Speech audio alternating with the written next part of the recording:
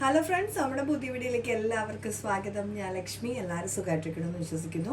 നമുക്ക് വിഷു ഒക്കെ അല്ലേ, ഒരു ഇടിച്ചക്ക കൊണ്ട് തോരനായാലോ? അപ്പോൾ നമുക്ക് എളുപ്പം തന്നെ വീഡിയോയിലേക്ക് പോവാം.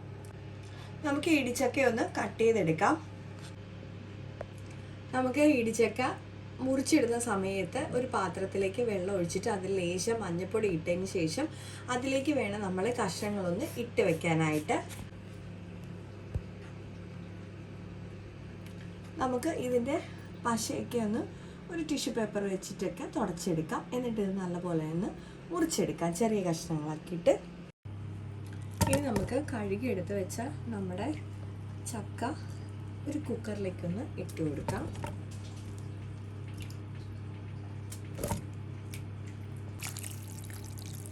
നമുക്കിനി ഇതിലേക്ക് കുറച്ച് വെള്ളം ഒന്ന് ഒഴിച്ചു കൊടുക്കാം.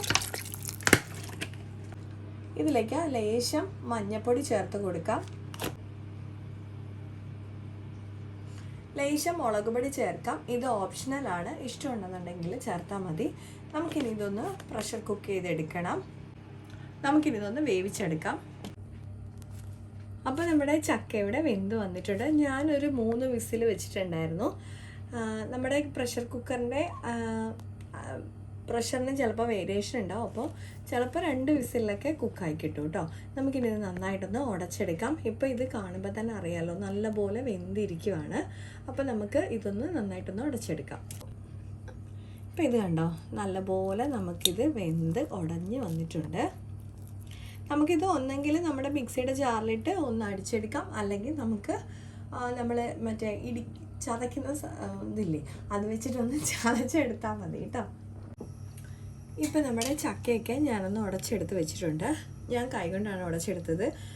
നമ്മൾ മിക്സിയിലിട്ടാണെന്നുണ്ടെങ്കിൽ കുറച്ചുകൂടെ നൈസായിട്ട് കിട്ടും. പക്ഷേ എനിക്കിങ്ങനെ ഇഷ്ടമായതുകൊണ്ടാണ് ഞാനിങ്ങനെ എടുത്തത്.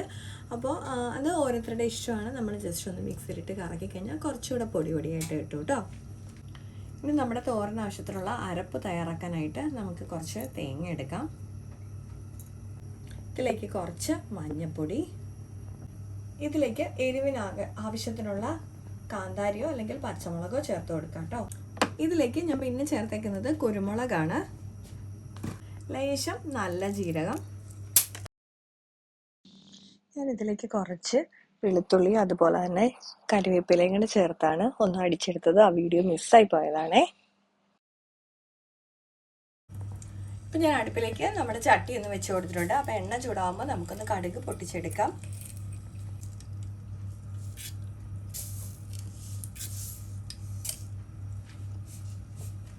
നമുക്ക് ഈ സമയത്ത് കുറച്ച് ഉഴുന്ന് പരിപ്പും അതുപോലെ തന്നെ ലേശം അരിയും കൂടെ ഒന്ന് ഇട്ട് കൊടുക്കാം.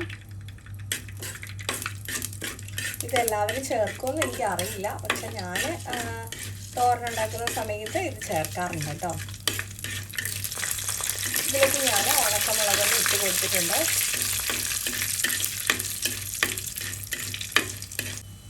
ഇനി നമുക്ക് കുറച്ച് കറിവേപ്പില ഇടാം.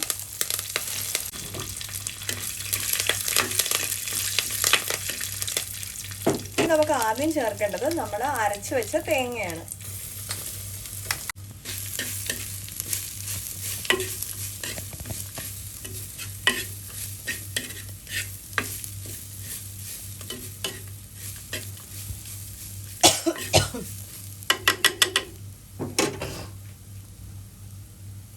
ഇനി നമുക്ക് നമ്മൾ ചതച്ച് വെച്ച നമ്മുടെ ചക്ക ഇതിലേക്ക് ചേർത്ത് കൊടുക്കാം. ഇതിലേക്ക് ലേശം ഉപ്പ് ചേർത്ത് കൊടുക്കാൻ ഞാൻ നോക്കിയ സമയത്ത് ഉപ്പ് കുറവായിട്ട് തോന്നി, അപ്പോൾ അതുകൊണ്ടാണേ. ഇനി ഇത് നമുക്ക് മിക്സ് ചെയ്യാം. നമുക്ക് ഇതിൽ തേങ്ങയുടെ അളവ് കൂട്ടിയെടുക്കണമെന്നുണ്ടെങ്കിൽ അങ്ങനെ എടുക്കാം കേട്ടോ.